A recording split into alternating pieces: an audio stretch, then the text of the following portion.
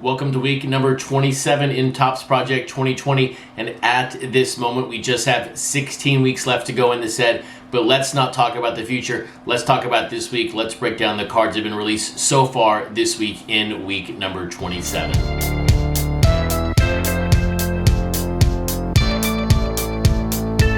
Welcome back to my channel. My name is Chris, otherwise known on Twitter and Instagram as @CRT_Sportscards. And if you want to visit the best website for anything related to Project 2020, it's my website, CRTSportscards.com. But here we are, week number 27. At this moment, we've seen 6 of the 10 cards and 2 of the print runs. That is a very usual statement for this time of the week. So instead, let's mix it up. Let's revisit the print runs from week number 26, because we didn't talk about them at all on the last show. So here is the week 26 pre-order print run chart. When you look at the largest printed card last week, it was card number 247, Mike Trout's Don C, 7,196. And then the lowest printed card last week was Ted Williams, Joshua Vides, just 2,150. A couple of things to note here. You're going to continue to see very, very low pre-orders overall as the business has changed on the eBay side of things. And then, of course, from just a prediction result perspective, I was 5 for 10. It is becoming harder to do these with the lower pre-orders, but it was good to finish the week strong after starting the week 1 for 4. So a couple of takeaways here on these print runs. Number one, the set is very, very healthy still. Our lowest card was that Ted Williams, Joshua Vides, and that is what can be expected from him at this moment, and also Ted Williams. Neither one of those are the top selling players or even anywhere in the top 10 at the moment on the set. So not surprising to see them come in at 2,150, a good 10%, actually more than 10% greater than the lowest print run at 1,902 in the modern day print run. So good to see the minimum be above that. And then our second lowest printed card was that George Brett by Fucci. So again, here, not really a surprise, 2,300. But on the higher side, a Mike Trout, 7,000 cards. We continue to see Mike Trout's numbers come down and down and down. And it's going to be curious to see, is this going to be the lowest we get, or are we going to get a lower Mike Trout print run? But I think the biggest takeaway for me on the print runs from last week, and I made a comment about this on Twitter, and Mike gave me a little flack for what I said and how I worded it, but on the Derek Jeter, just over 4,000 printed. So when you take a look at Derek Jeter's print runs compared to 19 other players in the set, he is very lopsided and he's a very different trajectory. He started out over 9,000 on his first card. And remember, his first card was number 29, King Saladin, a good 3 weeks into the set after sort of that first little bump of print runs. But we have seen his numbers come crashing down, and he is the only player right now that has lower print runs right now than his first and second player cards. So if you are collecting Jeter, or if you're thinking of Jeter in the long-term hold perspective, this is a guy that's going to make you think differently when it comes to Project 2020. Maybe you don't stash away his first, second player cards, or maybe you do because they're still first and second player cards. Maybe you move your stash perspective or your stash hold to these later cards because they are very, very low. And remember, Derek Jeter does have his Hall of Fame celebration coming up next year instead of this year. So any kind of 2020 bump that we thought we were going to see, of course, was completely muted with what is happening in the real world. So just keep that in mind as we go through the back half of the set. When it comes to Derek Jeter from the print run perspective, his numbers continue to drop, and it's going to present an interesting case study of how his middle to later cards react versus his first and second player cards, because right now they can be had for under $20. But now taking a look at the cards that released on Monday. First card out of the chutes was Matt Taylor's Don Mattingly, and the second one was Mr. Cartoon's Willie Mays. Let's just tackle them one by one. And I will say, when I put it out on Monday, my first reaction was, what a head turner. And for me, the head turner was that Willie Mays. But this is why the set is so fantastic. There are people out there who saw the Don Mattingly Matt Taylor and said the exact same thing. and I will give it to Matt Taylor. It is a very, very great looking card, and it's very much in line with what you would think of him from his posters. And if you don't know Matt Taylor, he does movie posters, and that's sort of his style, and this is what you're going to get with this Don Mattingly. It's a great card, it's great looking, and if you like Matt Taylor, this is for you. It's just not my favorite for the day. My favorite, of course, is, I think we're going to call it now, the unofficial / official Project 2020 mascot card of my channel of CRT Sports Cards. Mr. Cartoon absolutely nails the orange and the blue, and along with the color scheme on the Willie Mays, there were a couple of really, really neat features, from the Say Hey Kid at the very top to 1952 on the jersey, to his number, his numbering right there, and then his name on the ribbon. So many great things your eye is drawn to on this card, along with the fact that the background is so striking with the orange and the blue. And that is what ultimately drew me to the card. But when you think about these cards overall in Topps Project 2020, they speak to people differently, and that is what makes this set so great. So whether you did buy 5, 10, 15, 20 Willie Mays, or you bought 0, or you bought 20 Don Mattingly, Matt Taylors, this is why this set is for everyone, because every card is going to speak to everyone differently, and we're all going to get enjoyment from it. So this on Monday was a fantastic way to start week number 27. And now, being it is Thursday morning, we have now seen the 2 print runs for that Willie Mays and the Don Mattingly, and both very, very healthy numbers, both coming in just over 2.8K. Don Mattingly beating out the Willie Mays by about 35 to 40 copies, give or take a few. So when we talked about the fact that both of these cards are great, and people are going to see the same thing in both cards, regardless if they like the Matt Taylor versus the Mr. Cartoon, they sold very equally, 2,800, and that is good to see on the first print run for this week. Another good sign this set is healthy. If these cards are printed under 2,000, 1,600, 1,700, that would have been a bad sign, but a very, very strong start to the week with 2 cards printing nearly at 3,000. So Monday was a tremendous success, and so you would expect to see a letdown on Tuesday, in my perspective and from my mindset, but Topps on Tuesday drops 2 of the artists that I collect, and 1 player that I like because he's in a Mariners uniform, but not a player that I'm collecting. So on Tuesday, Natural releases his Ken Griffey Jr., and then Dwight Gooden's JK5 card gets released. Taking a look at the JK5 Dwight Gooden first. Here again, more color from JK5, more storytelling, another great scientific theme card from his collection. His collection continues to challenge you, and if you are somebody who is not certain or not sold on JK5, pick up a few of his early cards, because the amount of detail in the card gets lost on the Topps website. When you get these cards in hand, they look even better. And he is the one artist that I picked up his cards on purpose after receiving my first card in the mail. So give JK5 a shot if you were still looking for an artist to collect this deep into Project 2020. And then on Natural, when it comes to the Ken Griffey Jr., I think he did this card right. It looks really, really clean. It's what you expect from Natural design. There's nothing tricky. There's nothing out of the box. You could put this card right next to his original 1989 card, and look, they're going to look different, but they're going to look very well together. They're going to pair well together from a display perspective, and a lot of us right now we're displaying these cards, and so I really like this card from a display perspective. So when you take a look at these 2 cards and you talk about my favorite, I'm going to be a little homer here. I'm going to go with the Griffey, but I can also see why you'd want to go with the JK5, because as his cards continue to evolve, they only get better.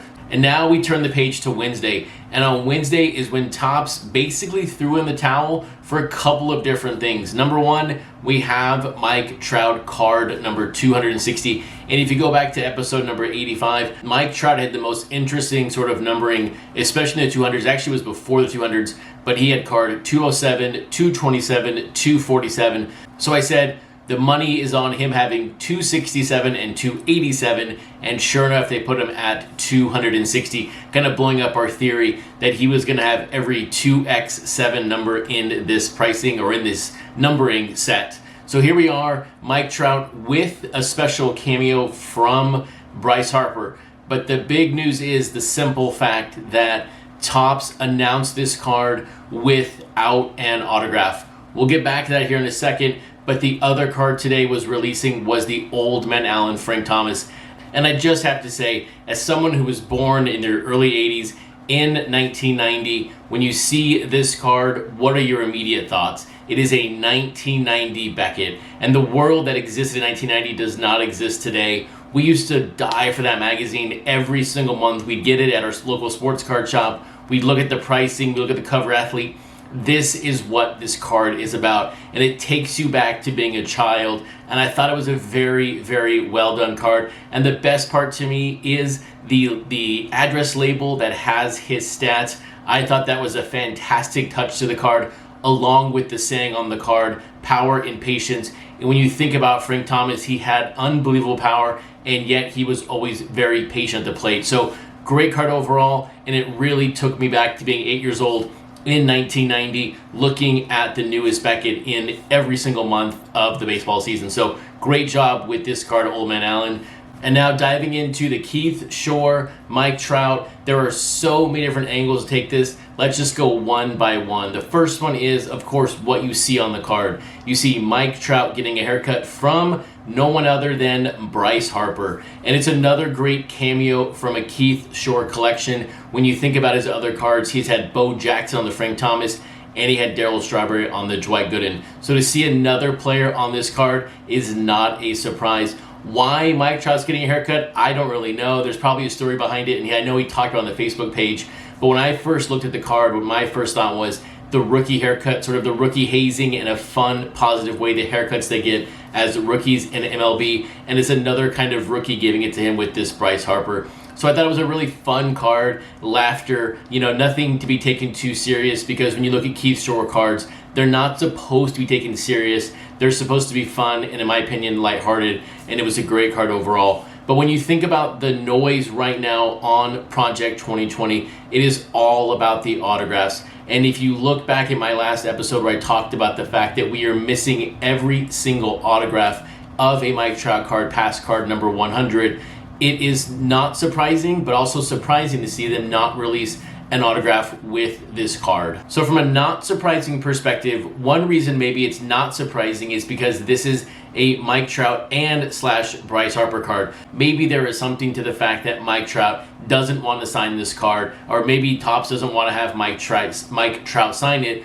with Bryce Harper also on the card. So there could be some legal stuff in the background as to why this card is not going to be autographed. But I think if that was the case, Topps would talk about it publicly, because they have really talked up the autograph since card 100, and their mission statement, or their sort of proclamation, was ever since card number 100 releases on Mike Trout, we are going to be getting an autographed version of a card going forward. So this is a surprise to not see it with this card.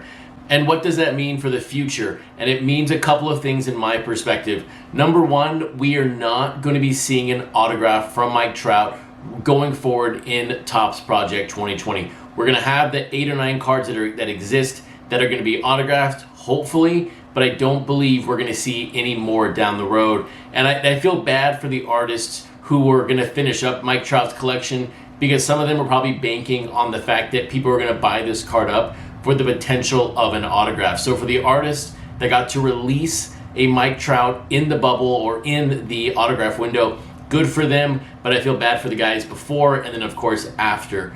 On the print runs for Mike Trout, the question mark right now is, are the print runs going to continue to go down for Mike Trout? I spoke about the Don C print run being at 7,000. Will we see that number drop down? And if you go way back to episode, I don't even know what number it is, when I talked about card number 100, I call the autograph chase a gimmick when it comes to buying this card, and I still feel it is a gimmick to buy these cards for a chance at the autograph. You're better off just spending a couple $1,000s and buying the card when it's live. And unfortunately, we've only seen card number 100, but maybe we will see the print runs come down 10 to 15%.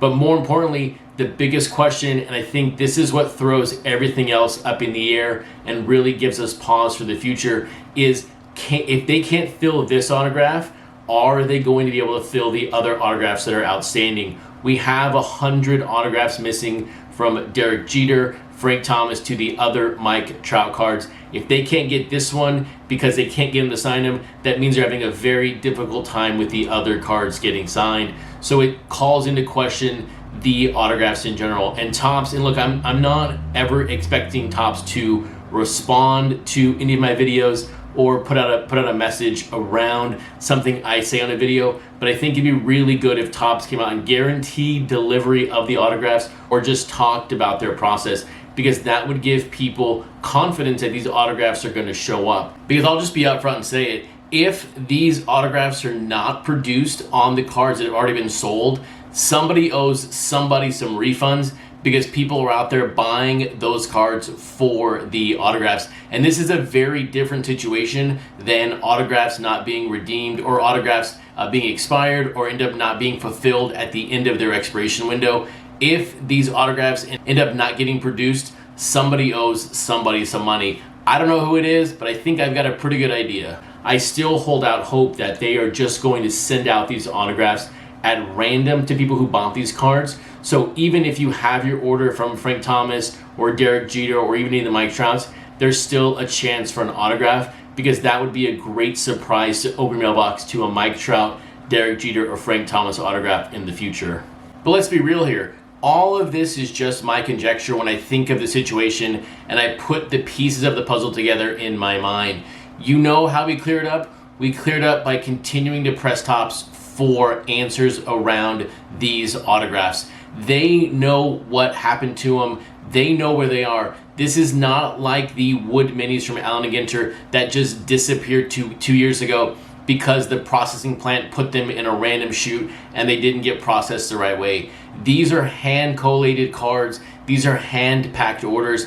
People know where these autos are if they exist. They know who they were given to. Just like the one-of-ones are randomly inserted into orders, the autographs are also more than likely randomly inserted into the packages. So if they exist, it shouldn't be that hard for Topps to A, confirm they were produced, and B, packed out. But right now, they do not exist, and we could clear all of this up with a very simple 30-second 240 character tweet from Topps. It's not that hard. So continue to ask Topps for questions, because we're going to get answers, and as paying customers of this set, we deserve answers on these autographs. And while you're here, if you want to stay up to date with the latest news around Project 2020, hit that subscribe button, because I deliver you a video every Thursday morning and Sunday morning around the set. And at the same time, this is the best resource for you on YouTube for Project 2020. And if you want to hear more news and notes from me around current events,